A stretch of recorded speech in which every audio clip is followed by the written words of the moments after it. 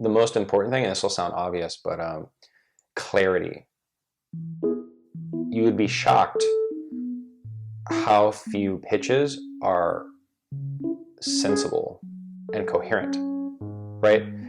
Like this seems like, oh wait, that's really, but seriously, like if someone is able to tell a coherent story with a beginning, a middle, and an end, explain what their product is, who wants it, what it does, just that will get you in a top percentage of companies. And sometimes it's hard. I think communication is a skill that people underappreciate their perception of what Silicon Valley is like and what tech is like. But think about how much, when you're a founder, you need to be good at communicating. It's not just to investors, it's to your co-founders, right? What causes companies to not work? A lot of times it's co-founder disputes.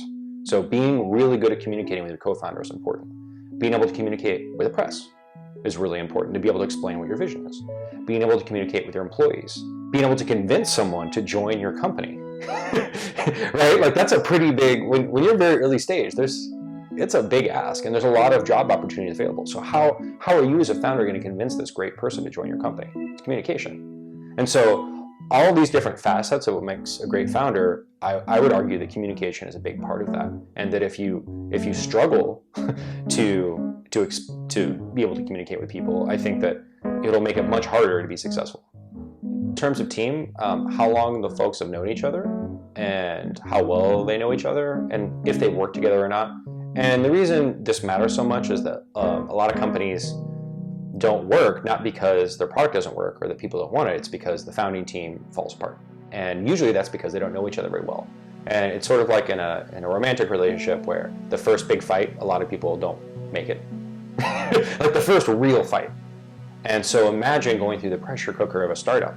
And so when you have a well-rounded team, you'll see hopefully a natural symbiosis between what people's different strengths and weaknesses are. And the best teams, everyone has strengths and weaknesses, but in the best ones, someone's weaknesses are really helped by the other co-founder's strengths. And you'll see a really great dynamic between the two.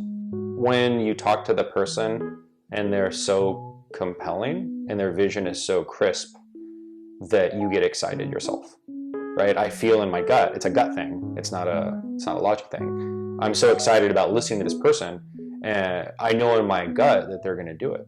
Like I believe in them, right? And again, like I said, about communication skills, if you can convince people all around you, employees, customers, investors, if you can make them believe in you and like just have that on faith, like you're going to do well.